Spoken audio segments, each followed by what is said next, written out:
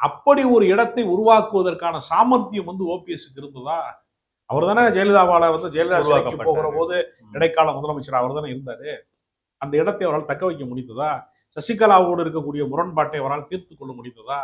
அவர் போய் வேறு எதிரியிடம் சரணடைந்தார். பாஜகவிடம் போய் பாஜகவோடு இவருக்கு ரகசிய உறவு இருக்கிறது, அவங்க தான் அவர் ஆபரேட் பண்றாங்க என்று சொன்ன போது அது சசிகலாவோடு அவர் சமரசம் செய்து கொண்டிருந்தார்.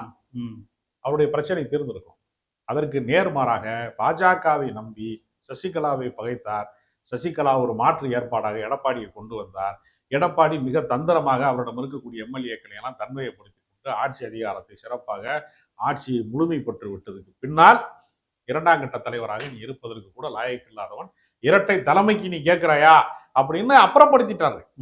அப்ப எல்லா இடத்திலையுமே ஓபிஎஸ் ஏமாற்றப்பட்டாரு. எங்கன்னா இப்ப எங்க பாஜகவால் ஏமாற்றப்பட்டு விட்டார், எடப்பாடியால் ஏமாற்றப்பட்டு விட்டார், இந்த பக்கம் வந்து சசிகலாவால ஏமாற்றப்பட்டு விட்டார், சொந்த கட்சிக்காரன்ட்டையும் அவர் ஏமாந்துட்டாரு.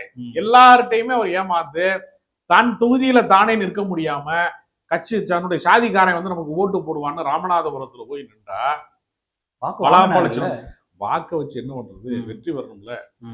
அதுவும் நீ உங்களுடைய சின்னம் இல்லையா அது.